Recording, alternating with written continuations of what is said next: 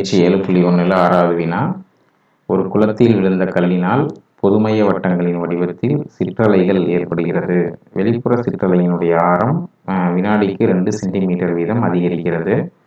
ஆரம் 5 சென்டிமீட்டர் எனும்போது கலங்கும் நீரின் பரப்பளவு மாறும் வீதம் என்னன்னு கேட்குறாங்க. ஒரு தண்ணியில் அல்லது ஒரு குளத்தில் கல் விழுந்துச்சு அப்படின்னா அதை சுற்றியும் தண்ணி அலை அலையாக வட்ட வடிவில் தான் நம்மளுக்கு அலைகள் உருவாகும்.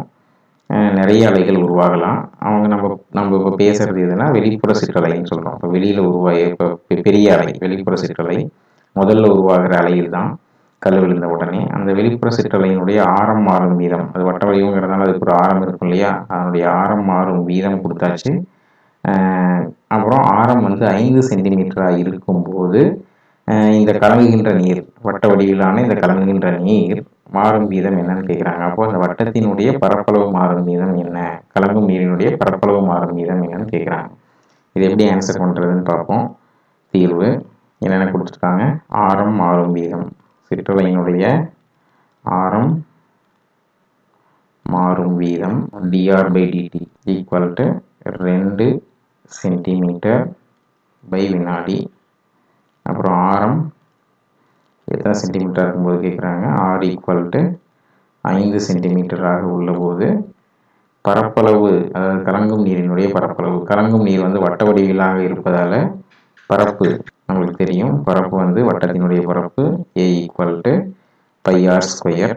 இந்த ஏவோட மாறும் வீதம் தான் கேட்குறாங்க. அப்போ நம்ம என்ன செய்யணும், டிஃப்ரென்ஷியேட் பண்ணணும். dA/dt, dA/dtயோட வேல்யூ பை கான்ஸ்டன்ட் அப்படியே வச்சுக்கலாம். r² டிஃப்ரென்ஷியேட் பண்ணால் 2r, ஆரை டிஃப்ரென்ஷியேட் பண்ணால் dr/dt, டைமை பொறுத்து டிஃப்ரென்ஷியேட் பண்ணுறோம். இப்போது இதில் நம்மளுக்கு ஆர் வேல்யூவும் கொடுத்துருக்காங்க, dr/dt வேல்யூவும் கொடுத்துருக்காங்க. ஸோ அதை அப்படியே யூஸ் பண்ணிக்கலாம். 2π, r value 5, dr/dt value 2. So shift பண்ணிக்கோங்க. ஸோ ஃபைனலாக 2 × 5 10, 10 × 2 20 பை.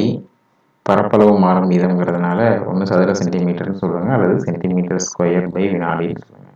ஸோ அவங்க கேட்ட கேள்விக்கான விடை இதான். கலங்கும் நீரினுடைய பரப்பளவு மாறும் வீதம் dA/dt equal to 20 pi centimetre by வினாடி.